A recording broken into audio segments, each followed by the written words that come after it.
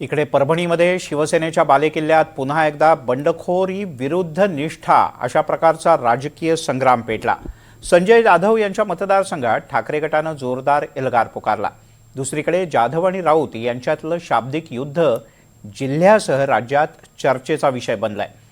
इतिहास पाहिला तर परभणीकरांनी कायमच बंडखोरांना धडा शिकवलाय, पण यावेळी चित्र बदलेल का? पाहूयात एक खास रिपोर्ट।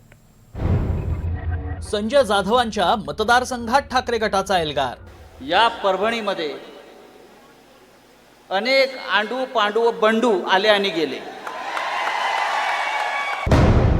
जाधवांची बंडखोरी परभणीकरांना मान्य। हा स्वतःला काय म्हणतो, बंडू द बॉस। अरे द बॉस। बंडोबांना थंड करण्याचा परभणीकरांचा इतिहास। या देशामध्ये जी परभणीचा लौकिक आहे की या परभणीमध्ये कोणीही गद्दारी केली तरी त्या गद्दाराला गाडण्यातच येतं। परभणीत संजय जाधवांचं राजकीय भविष्य धोक्यात। तब्बल 3.5 दशकांपासून शिवसेनेचा बालेकिल्ला राहिलेल्या परभणीत पुन्हा एकदा बंडखोरीचं वारं घुमलंय। याच बंडखोरी विरोधात उद्धव ठाकरेंनी परभणीचा दौरा केला। या दौऱ्याला परभणीतील शिवसैनिकांचा जोरदार प्रतिसाद मिळाला। ठाकरेंच्या रॅलीचं परभणीकरांनी जोरदार स्वागत केलं। रॅलीनंतर इथल्या सभेत संजय राऊतांनी फुटीर संजय जाधवांवर सडकून टीका केली, तर संजय जाधवांनीही राऊतांवर जोरदार पलटवार केलाय। आणि बंडू सारख्या आम्हाला आव्हान देऊच नाही। तेव्हा शिवसैनिकांना मी इतकंच सांगेन, ही परभणी शिवसेनेचीच राहील।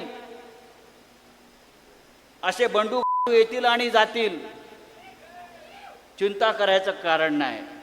मला तर मगाशी येताना असं वाटलं, राहुल आमदार, की तुमची एखादी विजय मिरवणूक चाललेली आहे, असंच वातावरण होतं। नंतर कळलं की आपण आलेलो आहोत। पण संजय राऊत एवढा बेमानच कोणी नाही। उद्धव साहेबांचा पक्ष संपवायला कारणीभूत जर कोणी असेल तर ते संजय राऊत आहे असं म्हणायला हवं। संजय विरुद्ध संजय या शाब्दिक चकमकीत दारूचा मुद्दाही चांगला चर्चेत आला। कुणाच्या घरी किंवा हॉटेलमध्ये पाणी न पिणारे संजय जाधव विमानात रंगीत पाणी पित होते असा आरोप राऊतांनी केला। आता या रंगीत पाण्यावरून दोघांमध्ये चांगलीच जुंपली आहे। तुम्ही ते फोटो पहा, एक खासदार असे आहेत त्याच्यामध्ये, ते विमानात बसलेले, की ते खासदार कधी कोणाच्या घरी पाणी पित नाहीत।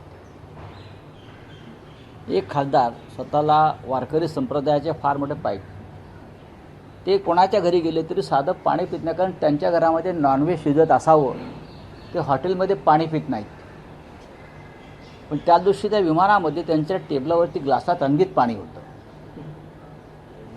तुम्ही पहा, रहस्यमय रंगीत पाणी आहे आणि ते आहे की नाही तुम्ही पहा। त्याला तुमच्या भाषेत काय म्हणतात, काय वेगळं नाव आहे। भारतीय माणूस मला म्हणते की हे दारू पीत होते। अरे राऊतसाहेब, तुम्हीच म्हणतात, तुमच्या घरी कधी पाणी तरी पिली का विचारा बरं। तुम्हालाच मी एकदा दोनदा त्या सामनाच्या जिथं तुम्ही बातम्या तयार करता तिथं बसून पिवळं पाणी पित होते तुम्ही। तुमच्या माझ्या इमानदारी सांगा, तुझ्या लेकरा शपथ घेऊन सांग म्हणा। मी तरी माझ्या लेकरा शपथ घेऊन सांगतो की मी आयुष्यात कधी बाटणार। पण तुम्ही आज खोटे कशाला सांगता? मी तिथं बदामाची बाजूला वेफर्स ठेवतो, मी दिवसभर उपाशी होतो आणि म्हणून मी ते बदाम काढून खात होतो। ते फोटो आज मी तुम्ही कोणीही म्हणायचं, बरं विमानात दारू नेता येते का, सिगरेट नेता येते का, बिडी नेता येते का, तंबाखू नेता येते का, हे त्याला माहीत नाही का? हे विमानात प्रवास करत नाही का बैलगाडीत प्रवास करते? महाराष्ट्राच्या राजकारणात, त्यातही शिवसेनेच्या राजकीय इतिहासात परभणी पॅटर्न फार विशेष मानला जातो। परभणीतील मतदार आणि सामान्य शिवसैनिक हा कोणत्याही नेत्यापेक्षा पक्षाच्या चिन्हाशी आणि विचारांशी एकनिष्ठ राहिलाय। जेव्हा जेव्हा एखाद्या नेत्यानं स्वतःला पक्षापेक्षा मोठं समजून बंडखोरी केली, तेव्हा परभणीच्या जनतेनं त्याला घरी बसवलं। 1989 आणि 1991च्या लोकसभा निवडणुकीत प्राध्यापक अशोक देशमुख शिवसेनेच्या तिकिटावर परभणीतून खासदार म्हणून निवडून आले होते। मात्र पुढे केंद्रातील नरसिंहराव यांचं सरकार वाचवण्यासाठी त्यांनी शिवसेनेशी बंडखोरी केली आणि काँग्रेसला पाठिंबा दिला। 1996च्या लोकसभा निवडणुकीत अशोक देशमुखांना काँग्रेसनं उमेदवारी दिली। त्यांच्या विरोधात शिवसेनेनं राजकारणात पूर्णपणे नवखे असलेल्या सुरेश जाधवांना मैदानात उतरवलं। परभणीच्या मतदारांनी बंडखोरी करणाऱ्या अशोक देशमुखांचा तब्बल 1 लाख मतांच्या फरकानं दारुण पराभव केला आणि नवख्या सुरेश जाधवांना विजयी केलं. सुरेश जाधव 1996 आणि 1999 मध्ये शिवसेनेकडून सलग 2दा खासदार झाले. पुढे सुरेश जाधव यांचेही पक्षाशी मतभेद निर्माण झाले आणि त्यांनी शिवसेना सोडली. 2004च्या निवडणुकीत शिवसेनेनं त्यांच्या जागी तुकाराम रेंगे पाटील यांना उमेदवारी दिली. शिवसेनेतून बाहेर पडलेल्या सुरेश जाधवांना परभणीकरांनी नाकारलं आणि पुन्हा एकदा पक्षाशी एकनिष्ठ राहणाऱ्या शिवसेनेच्या उमेदवाराला विजयी केलं. 2004 मध्ये शिवसेनेकडून खासदार झालेले तुकाराम रेंगे पाटील यांनी 2008 मधील केंद्रातील युपीए सरकारच्या अविश्वास प्रस्तावावेळी पक्षाचा व्हीप झुगारून दिला. त्यांनी मतदानाला गैरहजर राहण्याची भूमिका घेतली. हा थेट पक्षद्रोह होता. या बंडखोरीमुळे 2009च्या निवडणुकीत शिवसेनेनं त्यांना तिकीट नाकारलं आणि त्यांच्या जागी गणेश दुधगावकर यांना उमेदवारी दिली. या निवडणुकीत अपराजित समजल्या जाणाऱ्या रेंगे पाटलांना पराभवाचा सामना करावा लागला. असा हा परभणीत शिवसेनेचा इतिहास राहिलाय. शिवसेनेतील फुटीनंतर परभणीकरांनी ठाकरेंच्या शिवसेनेच्या बाजूने कौल दिला. मात्र संजय जाधवांनी हा कौल शिंदेंच्या ओंजळीत वाहिलाय. त्यामुळे संजय जाधवांचं पुढे काय होणार हा सध्या चर्चेचा विषय ठरलाय.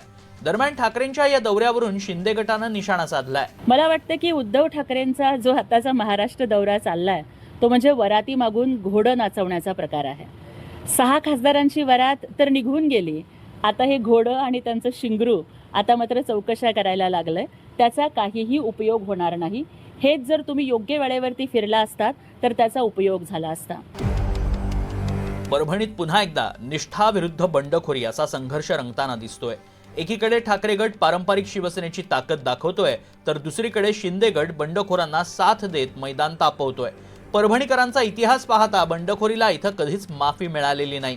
म्हणूनच परभणीकर पुन्हा इतिहासाची पुनरावृत्ती करणार की नवा राजकीय ट्विस्ट पाहायला मिळणार हे पाहणं महत्त्वाचं ठरेल. नझीर खान, NDTV मराठी, परभणी.